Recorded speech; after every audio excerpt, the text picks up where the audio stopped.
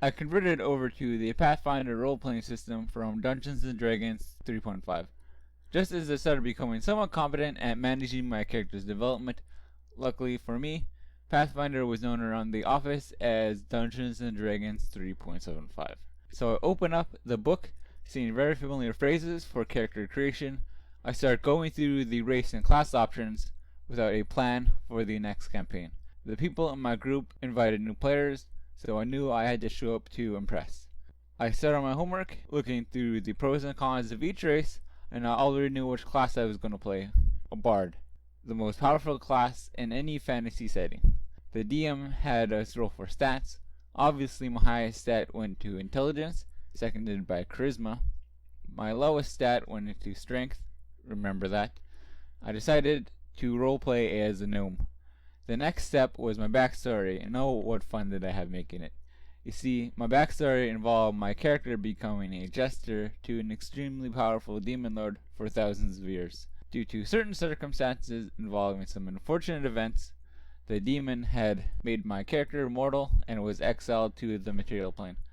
Before I was kicked out, the demon said, "Open up a portal to my realm using the Necronomicon, and I will allow you back into my court."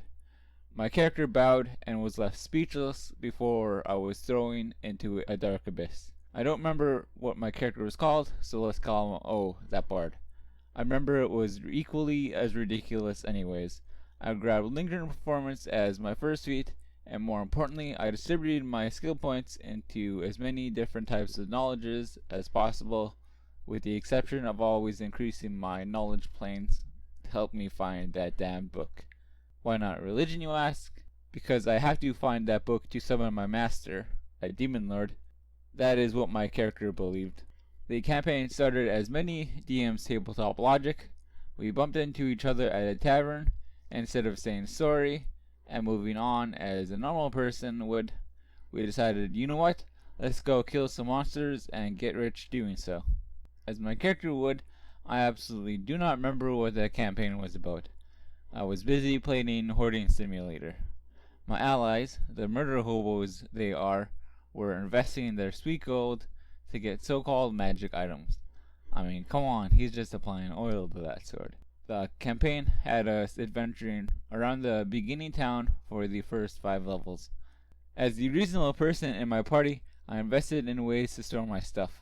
That involved 4 donkeys, 2 wagons full of mundane but expensive loot, and a battering ram attached to the back of one of my wagons. Never know when that will come in handy. All of a sudden, the DM pulls a massive twist on a party. We had to leave the area to resolve the plot. Seeing that my wagons were full, I had to rush to a wagon business. I needed to buy extra wheels for my wagon. The DM was like, "You have a heavy load already, are you sure?" I undoubtedly replied, "Yes, of course. My wheels might break." Immediately after leaving town, my wagon wheels break. Good thing I had extra. This continued to happen intermittently until I used my last set of extra wheels. Oh, that bard was impressed with his preparation skills. We arrived in a new town to resolve at plot point. At this point, the players had become a bit numb to my character's quirks and his total derailment of many important conversations to complete his grand quest.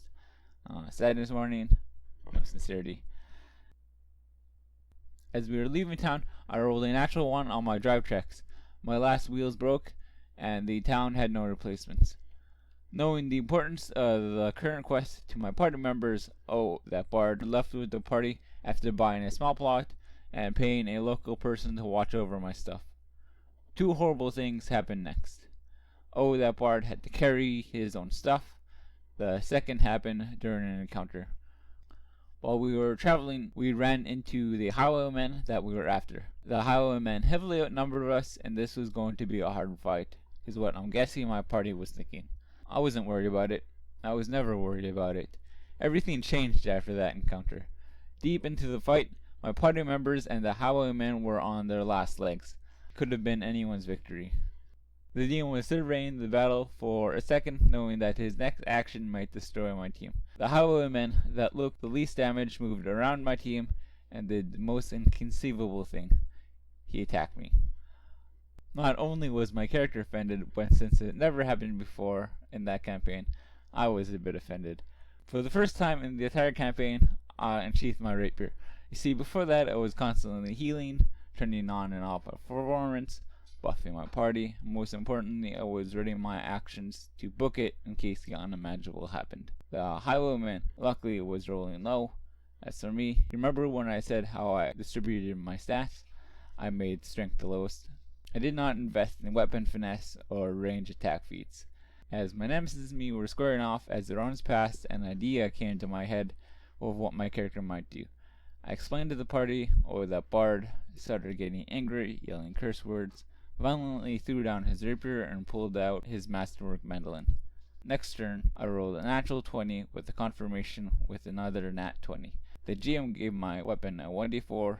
I rolled a 1 with a ×2 crit modifier for 2 damage to 4 modifiers.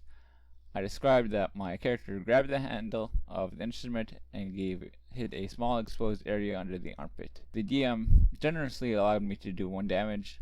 That Bard set a party record of lowest damage in the campaign, becoming number 1. Side note, my character contributed a lot to skill checks in that campaign, so it wasn't totally useless. The second is that the Dungeon Master could not decide if my backstory actually happened or if my character manifested such a grand delusion. It's just so crazy you might have no choice but to accept it.